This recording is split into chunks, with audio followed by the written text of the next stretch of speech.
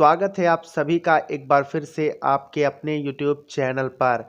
तो आप सभी के लिए UP polytechnic entrance exam group E1 diploma in pharmacy के लिए बायोलॉजी की क्लास स्टार्ट हो चुकी हैं। जिन लोगों ने इससे पहले की कक्षाओं को नहीं देखा है वो चैनल पर विजिट करके प्लेलिस्ट वाइज देख लेंगे।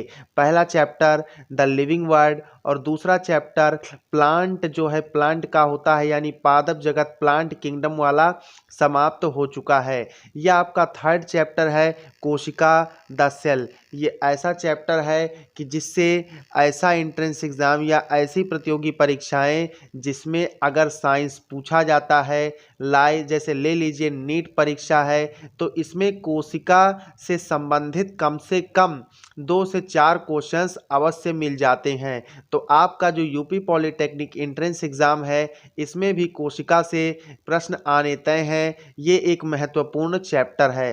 तो कोशिका की यदि हम बात करें तो इसको अंग्रेजी में क्या कहते हैं? सेल कहते हैं, जिसकी उत्पत्ति एक लैटिन वर्ड है सेल्यूला मीन्स अ स्मॉल रूम, यानी सेल्यूला का अर्थ हुआ एक छोटा कमरा, ए स्मॉल रूम। तो सेल्यूला ये लैटिन वर्ड है, इससे कोशिका की उत्पत्ति हुई है। कोशिका क्या होती है? कोशिका जीव द्रव्य के संगठित द्रव्यमान से बनी संरचनात्मक तथा जैविक प्रक्रिया की इकाई है। जीव द्रव्य सुरक्षात्मक तथा वर्णात्मक पारगम्य कला से घिरा होता है। अब देखिए बात करते हैं एक कोशिका वाले जीवधारी एक कोशिकीय कहलाते हैं, उदाहरण के लिए प्रोटोजोआ तथा जीवाणु। वहीं एक से अधिक कोशिका से बने जीवधारी बहुकोशिकीय कहलाते हैं, उदाहरण के लिए जंतु तथा मनुष्य। कोशिका रहित जीवधारी अकोशिकीय कहलाते हैं, जैसे कह लीजिए ठीक है विषाणु वायरस। तो इसमें क्या हुआ? यूनिसेलुलर, मल्टीसेलुलर और एसेलुलर क्या कहते हैं, किसे कहते हैं, ये हमने आपको बताया। अब चलिए आगे बढ़ते हैं, आगे बात करते हैं कोशिका विज्ञान या साइटोलॉजी को। सूक्ष्मदर्शी के द्वारा बाई माइक्रोस्कोप कोशिका की संरचना तथा कार्यकी का अध्ययन कोशिका विज्ञान कहलाता है। ये इसकी सटीक डेफिनेशन हुई। देखिएगा फिर से, सूक्ष्मदर्शी के द्वारा कोशिका की संरचना तथा कार्यकी का अध्ययन कोशिका विज्ञान कहलाता है। कोशिका की संरचना, कार्य, वृद्धि, जैव रसायन तथा कार्यकी का अध्ययन कोशिका जीव विज्ञान कहलाता है। देखिए कोशिका विज्ञान और कोशिका जीव विज्ञान, सेल बायोलॉजी और साइटोलॉजी में इनमें डिफिनीशन आप सभी लोग ध्यान से देखिएगा। तो जो साइटोलॉजी है ये क्या है? सूक्ष्मदर्शी के द्वारा कोशिका की संरचना तथा कार्यकी का अध्ययन कोशिका विज्ञान कहलाता है, जबकि कोशिका की संरचना, कार्य, वृद्धि, जैव रसायन तथा कार्यकी इन सबका अध्ययन जो है वो कोशिका जीव विज्ञान यानी सेल बायोलॉजी कहलाता है।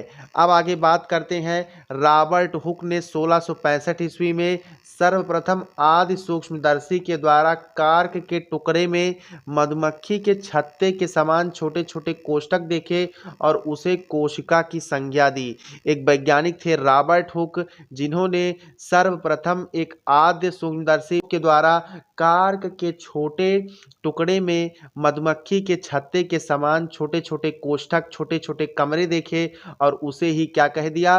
कोशिका कह दिया। ये घटना कब की थी? तो ये घटना 1665 ईस्वी की थी। तो सबसे पहले पूछा जाता है कि कोशिका की सर्वप्रथम खोज किसने की या कोशिका की खोज किसने की थी? तो बताया जाता है रॉबर्ट हुक ने सन 1665 ईस्वी में कोशिका की खोज सर्वप्रथम की थी। अब आइए आगे चलते हैं और बात करते हैं कोशिका सिद्धांत यानी कि सेल थ्योरी की। कोशिका सिद्धांत यानी कि सेल थ्योरी की बात करते हैं। तो मैथियस लाइडेन थे, इन्होंने सन 1838 ईस्वी में, जो कि ये क्या थे? ये जर्मनी के बॉटनिस्ट थे, और थियोडोर स्वान ये जर्मनी के जूलॉजिस्ट थे।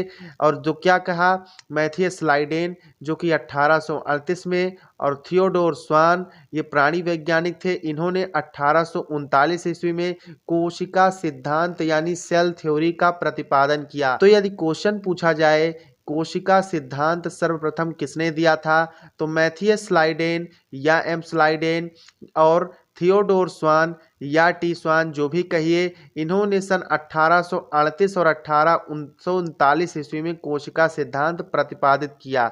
इनके बाद देखिए तत्पश्चात रुडोल्फ विरकॉव ने, या ये कहीं कहीं लिखा रहता है रुडोल्फ विर्चो ने नामक वैज्ञानिक ने सन 1858 में कोशिका सिद्धांत को रूपांतरित किया। तो जब इन्होंने उसका रूपांतरण किया तो इनके अनुसार क्या था, चलिए देखते हैं। तो इन्होंने कहा भैया, रुडोल्फ विर्चो साहब ने कहा, सभी जीवधारी कोशिकाओं तथा उनके उत्पादों से मिलकर के बने होते हैं। राडल्फ विर्चो के अनुसार सभी जीवधारी कोशिकाओं तथा उनके उत्पादों से मिलकर बने होते हैं। दूसरी पॉइंट इन्होंने कही, दूसरी बात, कोशिका जीवन की मूल इकाई है। तीसरी बात कही, नई कोशिकाओं की उत्पत्ति पहले से ही उपस्थित कोशिकाओं से होती है। अब आइए बात करते हैं पादप कोशिका तथा जंतु कोशिका में अंतर। ठीक है, पादप और जंतुओं के आधार पर दो विभागों में बांटा गया कोशिका को। पहली कोशिका को कहा गया पादप कोशिका तथा जंतुओं में पाई जाने वाली कोशिका को क्या कह दिया, जंतु कोशिका कहा। तो पादप कोशिका तथा जंतु कोशिका में अंतर, ये भी इंपॉर्टेंट है जानना, इस पर भी थ्योरी बेस्ड क्वेश्चंस पूछे जाते हैं। तो इधर आपको पादप कोशिका दिखेगी और इधर आपको जंतु कोशिका दिखेगी। क्या समझ लीजिए, उनके बीच में अंतर दिखाई देगा। तो पादप कोशिका में कोशिका भित्ति जो होती है उपस्थित होती है और ये सेल्यूलोज की बनी होती है, जबकि जंतु कोशिकाओं में कोशिका भित्ति का अभाव होता है, यानी कोशिका भित्ति नहीं पाई जाती है। पादप कोशिका में एक बड़ी केंद्रीय रिक्तिका उपस्थित होती है। यदि बात करें तो जो पादप कोशिका की रिक्तिकाएं होती हैं, ये पादप कोशिका का लगभग 80 to 90% स्पेस कवर करती हैं, जबकि जंतु कोशिका में केंद्रकीय रिक्तिका सेंट्रल वैक्यूल जो है अनुपस्थित होता है। अब देखिए पादप कोशिका में सेंट्रोसोम तारक काय अनुपस्थित होता है, जबकि जंतु कोशिका में तारक काय उपस्थित होता है। लवक उपस्थित होते हैं जिसको प्लास्टिड्स कहते हैं इंग्लिश में।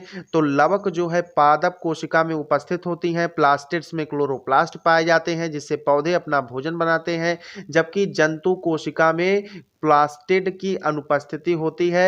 और यही कारण है कि जंतु हेटेरोट्रॉफ होते हैं और प्लांट्स जो होते हैं वो ऑटोट्रॉफ होते हैं।